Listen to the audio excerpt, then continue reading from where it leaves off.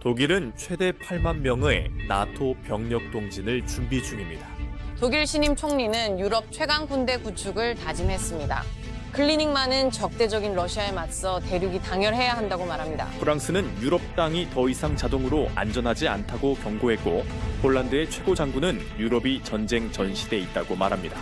그들의 말은 공식 전쟁을 따뜻합니다. 이것은 볼셰비키와 우크라이나 사이 주요 철도 난간이 폭파된 후 나온 것으로 폴란드 당국은 이를 전례 없는 사보타주라고 했습니다. 이미 현장에선 더 위험한 그림자 전쟁이 시작됐기 때문입니다. 지금은 2025년 11월입니다. 바르샤바와 루블린을 오가던 열차가 기관사가 이상한 것을 보고 속도를 줄였습니다. 나중에 기술자들은 선로에 폭발물이 설치된 것을 발견해 열차 탈선 시도임을 알았습니다. 그리고 선로를 조금 더 따라가자 또 다른 구간에서 선로가 훼손된 것을 발견했습니다. 이곳은 단순한 다른 노선이 아니라 우크라이나로 향하는 물자 수송에 사용되는 핵심 연결선이었습니다. 폴란드 내무보안국에 따르면 이것은 상징적인 행위가 아니었습니다. 이것은 러시아 정보기관과 직접적으로 연관된 조직적인 사보타주 시도였습니다. 폴란드에게 이것은 러시아가 혼합전 작전을 위험한 물리적 수준까지 확대할 의지가 있다는 증거가 되었습니다. 러시아는 전쟁에서 성과가 좋지 않습니다. 우크라이나가 가장 큰 증거지만 그림자 전쟁에서 러시아의 전술은 비열하면서도 천재적입니다. 유럽 파티는 그것이 무엇인지 알고 있습니다. 그들은 언론이 이 속임수를 밝히는 걸 원치 않지만 영상을 알고리즘에 묻으려 해도 그냥 하세요. 이 영상을 다시 올릴 수 있는 유일한 방법은 여러분이 좋아요 버튼을 눌러주는 것입니다. 감사합니다. 2024년 정보기관들은 러시아가 라인메탈 최고 경영자 아르민 파페르게 암살을 모의한 사실을 밝혔습니다. 라인메탈은 독일 최대 무기 제조업체로 우크라이나에 무기를 공급합니다. 그 계획이 구체적이고 신빙성도 높아 독일은 아르민 파페르게를 총리와 같은 수준으로 경호해야 했습니다. 이후 나토는 러시아가 유럽 전역의 국방 지도자들을 대상으로도 유사한 계획을 세웠다는 사실을 확인했습니다. 독일은 갑자기 러시아가 단순히 시스템을 교란하려는 것이 아니라 유럽의 안보에 필수적인 인물들을 제거하려 한다는 사실을 깨달았습니다. 러시아는 진정한 피해가 로켓이 아닌 한 나라의 영혼을 공격하는 데서 온다는 걸 압니다. 때로는 그것이 인프라를 파괴하는 것을 의미하기도 하고, 때로는 한 나라의 조화를 무너뜨리는 것을 의미하기도 합니다. 2023년에 있었던 일처럼 말이죠. 2023년 10월 8일 곳곳에 다윗의 별 그래피티가 등장하기 시작했습니다. 이것들은 나치가 2차 세계대전 중 유대인 가정표시 때 썼던 상징과 같았습니다. 이것은 한때 반유대주의 물결로 보였지만 프랑스 수사관들이 조사하자 더 불안한 사실이 드러났습니다. 범인은 프랑스인이 아니라 러시아 네트워크 영향 아래 활동한 몰도바 시민들이었습니다. 목표는 인종차별이 아니라 프랑스 내 분노, 두려움, 정치적 분열을 유발하려는 도발이었습니다. 또한 사회적 통합을 중시하는 나라에겐 이는 내부에서 나라 분열을 시도한다는 분명한 경고였습니다. 프랑스는 병원, 정부 웹사이트, 방위 기업 대상 사이버 공격이 증가하고 있습니다. 독일의 사이버 공격은 산업 및 경제적 피해에 더 초점을 맞추고 있었습니다. 프랑스에 대한 공격은 대중의 신뢰를 겨냥해 일반 사람들이 자신들의 나라가 안전하지 않거나 잘 보호받지 못하고 있다고 느끼게 하려는 것이었습니다. 메시지는 분명했습니다. 러시아는 프랑스를 내부로부터 불안정하게 만들기 위한 전면적인 캠페인을 벌이고 있었습니다. 문제는 러시아와 나토의 전쟁 가능성이 아니라 전 세계적으로 카운트다운이 연기되는 시점입니다. 러시아의 그림자 전술로 유럽은 마비된 듯 보입니다. 러시아의 지배력은 크게 느껴졌지만 나토의 D-Day 계획이 언론에 보도되기 전까지였습니다. 유럽은 갈등에 대비하는 분위기지만 특히 프랑스, 폴란드, 독일이 두드러집니다. 프랑스와 독일의 경우 그럴 만한 이유가 명확합니다. 프랑스는 정보 패턴에서 우려가 나옵니다. 독일의 경우 우려는 사이버 공격과 정치적 안정을 흔들려는 반복적인 시도와 관련이 있습니다. 하지만 폴란드의 유럽 내 상황은 매우 다릅니다. 힌트 드리겠습니다. 러시아 해커들이 폴란드 철도 신호 시스템을 해킹해 우크라이나 물자 운송 노선에 지연이 생겼습니다. 그것은 무작위 사이버 공격이 아니었습니다. 수사관들은 해커들이 군수품 수송이 자주 지나는 지역을 의도적으로 노렸다고 밝혔습니다. 하지만 폴란드는 러시아의 압박을 물리적이고 눈에 띄며 지속적으로 받고 있다는 것을 여러분도 짐작하셨을 겁니다.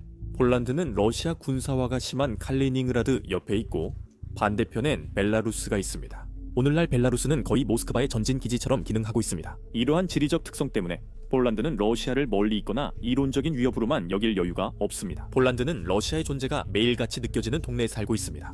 이는 공개적으로도 은밀한 공격을 통해서도 마찬가지입니다.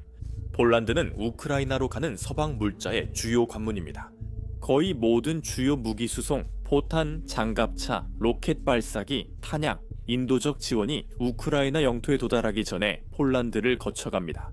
특히 제슈프 야샤니카 공항은 우크라이나 전쟁 노력 전체의 물류 중추가 되었습니다. 바르샤바 군사 기획자들은 이 허브가 방해받으면 우크라이나 전투력이 즉시 약화된다고 자주 말합니다. 러시아는 이를 잘 이해해 최근 2-3년간 폴란드를 주로 겨냥한 작전을 펼쳤습니다. 모스크바가 폴란드를 약화시키는 것은 나토를 처벌할 뿐 아니라 우크라이나도 간접적으로 약화시키는 것입니다. 그래서 독일은 사보타주를 겪었고 프랑스는 조작을 겪었으며 폴란드는 다른 것을 겪었습니다. 바로 세금입니다. 처음에는 그것이 공격처럼 보이지도 않았습니다. 폴란드 당국은 바르샤바 메레빌스카 44 대형 쇼핑센터 방화 사건에 러시아가 연루됐다고 밝혔습니다. 그건 관련이 없어 보이죠? 사실 그 사건은 군사 목표를 노리고 벌어진 일이 아니었습니다. 목표는 경제 혼란과 민간인 신뢰의 약화였습니다. 가장 충격적인 사실은 폴란드 경찰이 러시아 정보기관의 지시에 따라 폴란드 내 특정 민간 및 물류시설을 공격하려던 인물들을 체포했을 때 드러났습니다. 이들은 프리랜서나 단독 행동가가 아니라 국가를 불안정하게 만들기 위한 조직적인 네트워크의 일원이었습니다. 프랑스, 독일과 달리 폴란드는 국경에서 매우 다른 상황입니다. 폴란드의 최고 장군이 공개적으로 유럽이 이미 전쟁 전시대에 들어섰다고 말한 이유를 세계가 깨닫게 된 상황입니다.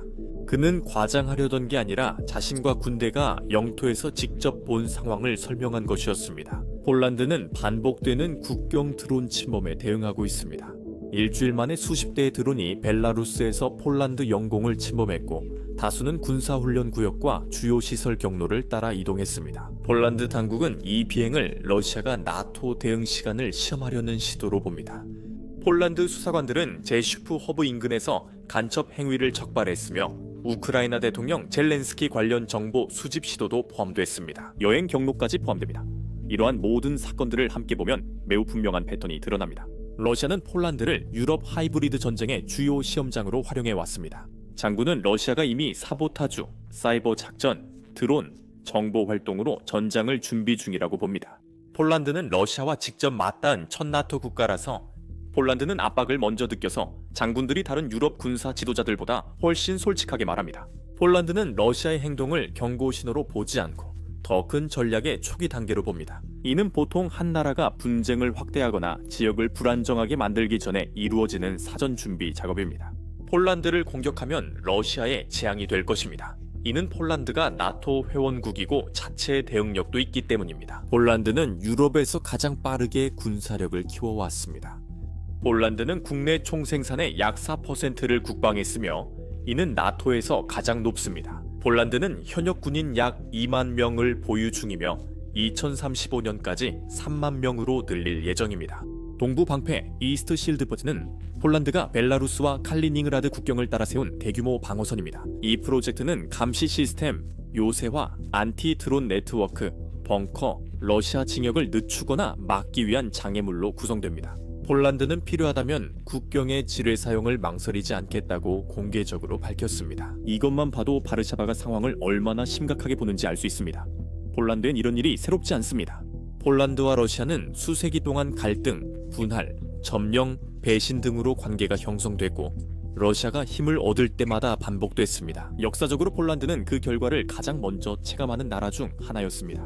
그런 역사적 기억은 오늘날 폴란드 지도자들이 러시아의 행동을 해석하는데 큰 역할을 합니다. 그들은 러시아의 행동, 사보타주, 스파이 활동, 드론 전투, 사이버 공격을 바라볼 때 그 기억을 떠올립니다.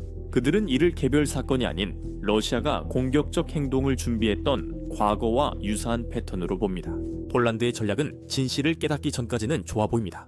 폴란드는 러시아 같은 거대한 국가를 혼자 상대하기에는 너무 작습니다. 누가 폴란드가 혼자나 나토만으로 러시아를 상대한다고 했나요? 독일이 걱정하고 프랑스가 경계하며 폴란드는 하이브리드 공격에 대응하는 등 유럽은 전환점을 맞이했습니다. 이들 국가는 한 나라만으로 이 도전을 감당할 수 없음을 인식했고 이에 미국과 함께 러시아의 향후 움직임에 대응하는 공동 전략을 마련하기 시작했습니다. 몇 달간 경고 후 독일, 프랑스, 폴란드는 이제 행동에 나섰습니다. 그들은 준비하고 있으며 이번에는 그들의 준비가 냉전 이후 어느 때보다 더 크고 더 빠르며 더 체계적으로 이루어지고 있습니다. 유럽이 지금 구축하고 있는 것은 일시적인 대응이 아니라 러시아를 육지, 공중, 해상, 사이버 모든 영역에서 차단하기 위한 장기적인 시스템입니다. 이 새로운 태세의 중심에는 미국이 있으며 세 나라를 하나의 방위 네트워크로 연결합니다. 이것을 세 겹의 방패로 상상해보세요. 첫 번째 층은 순수한 공격적 억지력으로 에어로 3과 같은 미국의 장거리 미사일이 유럽 새 땅에 직접 배치되는 것입니다. 두 번째 층은 폴란드의 물리적 방어로 거대한 요새를 건설하고 나토에서 가장 강력한 육군이 되는 것이며, 세 번째 층은 독립성입니다. 유럽은 미국 지원 약화에 대비해 자체 무기를 개발 중입니다. 이 층들이 합쳐져 유럽이 전하지 않았던 메시지를 만듭니다. 우리는 스스로를 방어할 수 있고 방역할 수 있으며 누구의 자비에도 의존하지 않습니다. 2024년 7월 바이든 대통령과 숄츠 총리가 역사적 협정에 서명한 것이 첫 번째 중요한 단계였습니다. 2026년부터 미국은 독일 내에 장거리 미사일을 배치할 예정인데, 이는 1980년대 이후 처음 있는 일입니다. 이 시스템에는 다크 이글 극초음속 미사일, 토마호크 순항 미사일, 그리고 SM-6 요격 미사일 이 포함되어 있어 필요할 경우 유럽이 러시아 영토 깊숙이 타격할 수 있는 능력을 갖추게 됩니다. 수십 년간 유럽은 나토의 미국 핵 억지력에 의존했지만 이제 러시아가 무시할 수 없는 강한 재래식 화력을 갖추고 있습니다. 독일은 현대 역사상 최대 규모의 군사 재건을 진행 중입니다. 독일은 2030년대까지 국방에 6,500억 유로를 투자해 유럽 최강의 재래식 군대를 만들 예정입니다. 독일은 유로파이터와 F-35로 공군을 강화하고 방공망 채건과 드론 대응, 감시 기술, 장거리 타격 무기에 투자 중입니다. 2차 세계대전 후 처음으로 독일이 리투아니아에 영구 전투 여단을 주둔시켰습니다.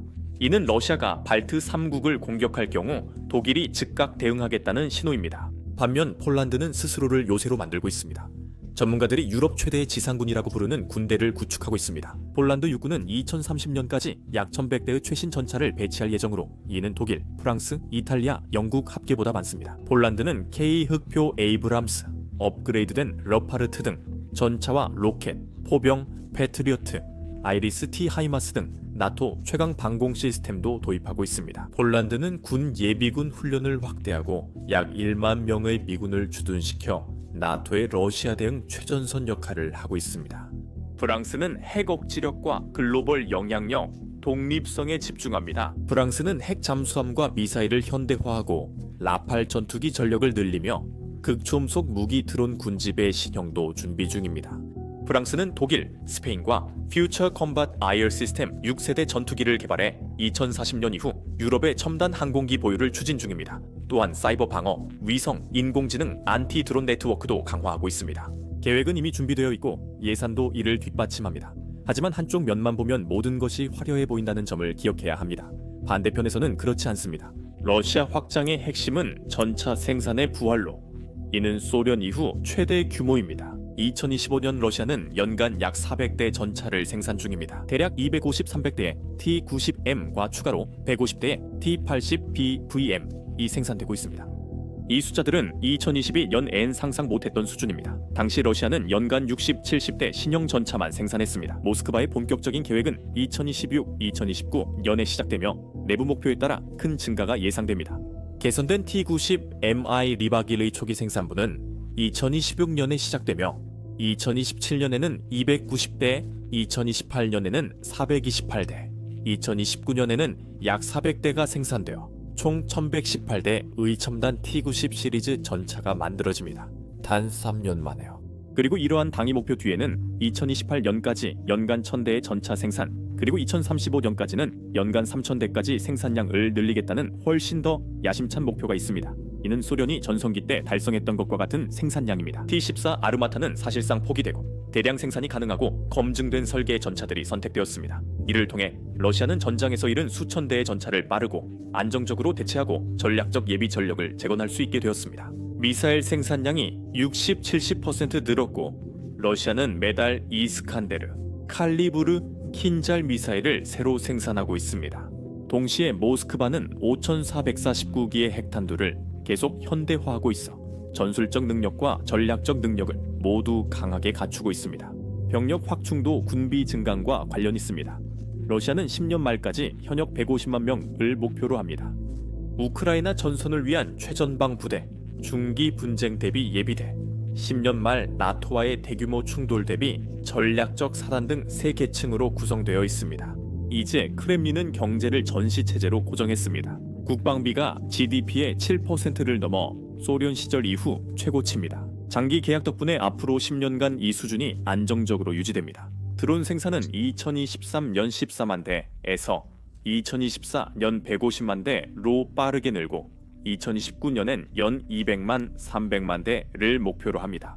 러시아는 1,500만 드론 조종사 양성 국가 프로그램으로 저비용 드론 전쟁을 전략적 이점으로 전환하고 있습니다. 외부 공급망도 이 기반을 강화 중이며 이라는 대량 생산된 샤이드 드론 기술과 부품을 제공합니다. 북한은 포탄과 미사일 부품을, 중국은 이중용도 전자제품과 핵심 소재로 러시아 군수 산업을 지원하고 있습니다. 2028년과 2029년에 러시아이란 북한의 산업동맹이 완전히 통합되어 모스크바는 제재에도 불구하고 전쟁 보급망을 유지할 것입니다. 종합하면 러시아의 장기 계획이 2029년까지 분명히 드러납니다. 러시아는 유럽보다 2배 많다는 탄약과 수백만 대의 드론을 생산하며 미사일 생산도 안정화됐고 신설 부대도 완전히 훈련될 전망입니다. 이에 보리스 피스토리우스 독일 국방장관이 2029년까지 러시아가 나토와 전쟁할 수 있다고 말한 것은 틀리지 않았던 것입니다. 독일은 작전 계획 독일이라는 전시 계획을 수립했으며 이는 가상 훈련이 아닙니다. 독일은 최대 8만 명의 나토 병력 동쪽 이동을 위해 철도, 항만, 고속도로, 물류를 준비 중입니다. 러시아와 전쟁이 시작되면 이 계획은 이미 작성 예산 편성되어 국방 개혁에 포함되어 있습니다. 군사 이야기를 피하던 독일이 실제 충돌 시나리오를 계획하기 시작한 것은 근본적 변화가 있음을 의미합니다. 이 변화는 러시아의 우크라이나 침공 이후 시작됐습니다. 2022년에 시작된 전쟁은 많은 유럽 수도들이 평화가 영원할 것이라는 가정을 멈추게 만들었습니다. 대신 그들은 최악의 상황을 대비해 계획을 세우기 시작했습니다. 그 결과 이제 유럽을 이끄는 세 나라 전역에서 극적인 재무장 움직임이 일어나고 있습니다. 방위 강화 추진입니다. 독일은 프리드리히 메리츠 총리 아래에서 군사 정책의 역사적인 변화를 선언했습니다. 베를린은 유럽 최강의 재래식 군대를 만들겠다고 했으며 이는 단순한 말이 아닙니다. 독일은 약 3,770억 유로 규모의 사상 최대 국방 강화 및 현대화 프로그램을 승인했습니다. 2025년 정규 국방 예산 이 86억 유로로 편성되고 특별 기금 수십억 유로가 추가되면서 독일은 현역 병력을 약 18만 명에서 26만 명으로 증원할 계획입니다. 독일은 전차, 장갑차, 방공 시스템, 전투기 구입과 드론, 우주 시스템 투자, 병사 도시 전투 훈련을 진행 중입니다. 독일의 고위 지휘관들은 러시아가 앞으로 몇 년 안에 나토를 위협할 준비를 마칠 수 있다고 경고하고 있습니다. 베를린은 일정 때문에 긴급히 움직이고 있고 프랑스도 같은 시기지만 초점이 다릅니다. 파리는 전략적 자율성과 독자적으로 행동할 수 있는 능력을 추진하면서도 여전히 나토와 협력하고 있습니다. 에마누엘 마크롱 대통령은 국방을 정책 중심에 두고 있습니다. 프랑스는 연금을 제외하고 군사 분야에 약 5,050억 유로를 배정했으며 이는 2024년 대비 약 7% 증가입니다. 이 수치는 2017년보다 약 55-60% 증가했습니다. 왜냐하면 그 당시에는 같은 국방 임무에 3,270억 유로가 사용됐기 때문입니다. 프랑스는 해군의 대규모 투자와 핵 억지력 현대화, 차세대 항공모함 건조, 미래 전투 항공 시스템 등 첨단 항공우주 프로젝트에 자금을 지원하고 있습니다. 군사 지출을 넘어서 프랑스는 기술 투자도 빠르게 확대하고 있습니다. 파리는 2025년 말까지 2026, 2030 연 군사 우주 프로그램에 420억 유로 추가 투입을 약속했습니다. 프랑스는 국가 AI 로드맵에 따라 AI 인프라와 혁신 역량 구축에 1,000억 유로 이상을 투자하고 있습니다. 로봇 공학 연구와 우주 인공지능 및 로봇 공학 예산을 동시에 늘리고 있습니다. 프랑스는 외교적으로 폴란드, 독일과 관계를 강화하고 유럽 자립성을 위해 새로운 조약과 방위 협정을 체결했습니다. 폴란드는 우크라이나와 러시아 칼리닝그라드 외곽 모두와 국경을 맞댄 유일한 나토 회원국으로 국방을 생존 문제로 봅니다. 폴란드는 2026년 국방 예산을 약 4,680억 유로, GDP의 4.7%차 늘릴 예정입니다. 과거와 비교하면 2024년 국방 지출은 약 41이었습니다. GDP의 41에서 2022년 약 27로 감소했습니다. 이것은 나토와 제2차 세계대전 이후 폴란드 역사상 최고 수준의 국방비 대비 국내 총생산 비율입니다. 폴란드는 미국산 전투기, 아파치 헬기, 에이브람스 전차, 미사일을 구매하고 F-16 현대화와 F-35도 주문했습니다. 폴란드는 국경 강화, 방공망 추가, 나토 대비 군대 구축을 진행 중입니다. 폴란드 정부는 이를 보험이라고 하며 유럽이 준비되지 않으면 폴란드가 즉각 위험해질 수 있다고 설명합니다.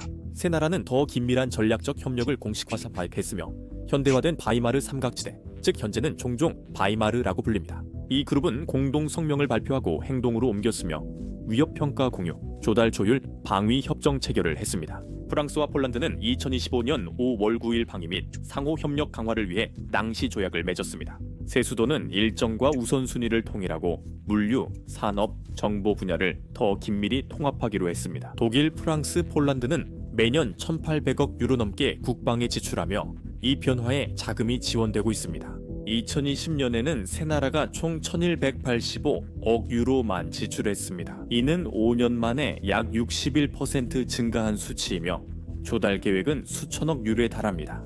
독일은 2030년까지 8천억 유로 이상 지출할 전망입니다. 여기에는 대형 계약과 지출이 국내 산업을 지원할 것이라는 현지 기업에 대한 보장이 포함됩니다. 라인메탈 등 기업들이 핵심이며 프랑스는 항공모함 잠수함 핵 억지력에 투자합니다. 폴란드는 즉각적 대비를 위해 나토 동맹국에서 대용량 기성 시스템 구매에 집중하고 있습니다. 이들 국가는 장비 구매 외에도 전투 방식을 바꾸고 있습니다. 독일은 통합 지휘 구조를 만들었고 여단 편성, 도시 전투 부대, 그리고 확장된 물류 체계를 준비하고 있습니다. 프랑스는 원정 여단 유지와 독립 핵 해군 태세 강화를 목표로 합니다. 폴란드는 지상군, 방공, 동맹국 지원을 결합한 다층 방어망으로 견고한 전선을 구축 중입니다. 모두 동일한 일정에 따라 형성됩니다. 군사 기획자들은 러시아군이 2020년대 후반까지 방어 능력을 회복할 수 있다고 경고했습니다. 그 시기는 주로 2027, 2030년으로 설명돼 긴박감을 줍니다. 유럽 장군들과 국방장관들은 이 일정을 공개적으로 언급합니다. 그리고 나토는 병력을 동쪽으로 이동시키고 공중 및 해상 순찰을 확대하며 중요한 인프라와 국경을 보호하기 위한 명명된 작전을 시작하면서 대응하고 있습니다. 두 나토 활동이 변화를 보여줍니다. 나토는 사보타주 사건 후 해저 케이블, 파이프라인, 항구 보호를 위해 발틱 센츄리 작전을 시작했습니다. 나토는 이스턴 센트리 작전을 통해 동부 전선에 전투기, 정찰기, 해군 자산을 추가 배치했습니다.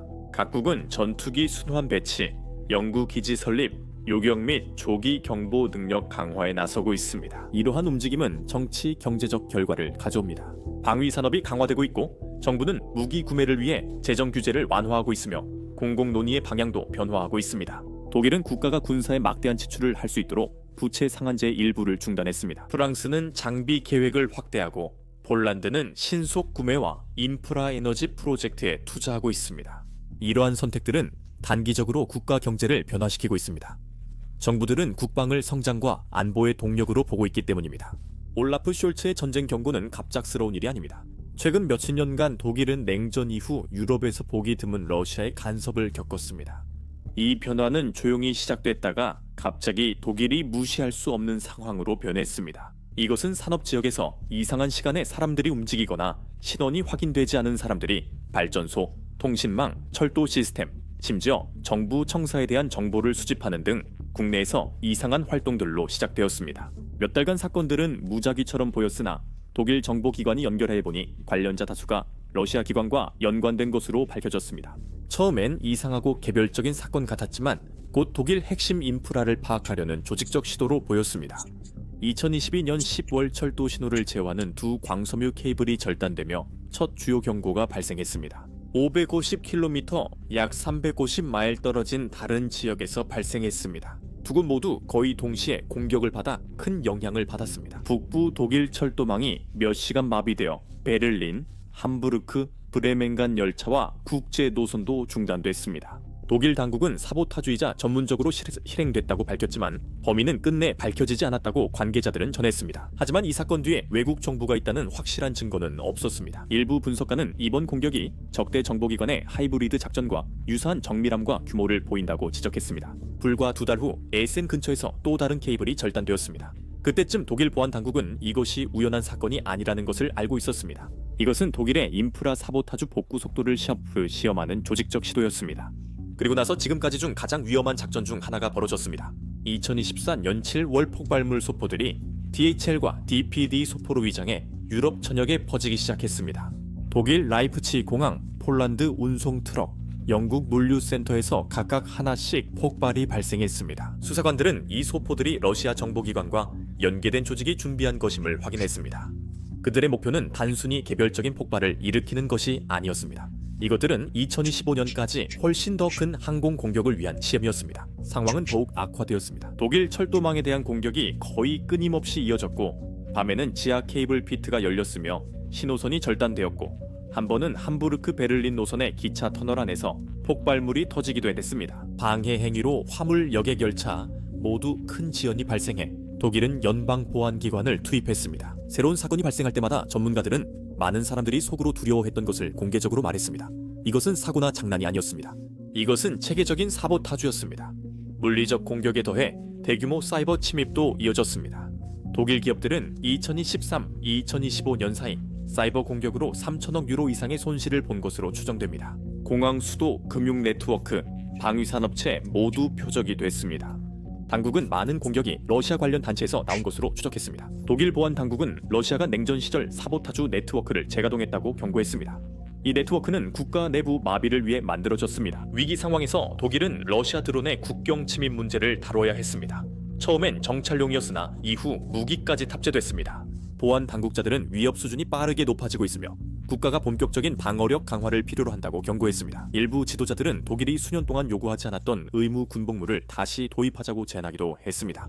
이 모든 일은 한 가지 중요한 것을 바꿨습니다. 독일의 사고방식입니다. 베를린은 오랫동안 외교와 협력을 중시했지만 공격이 거세질수록 독일은 러시아가 외교 대신 불안정화를 시도한다는 점을 알게 됐습니다.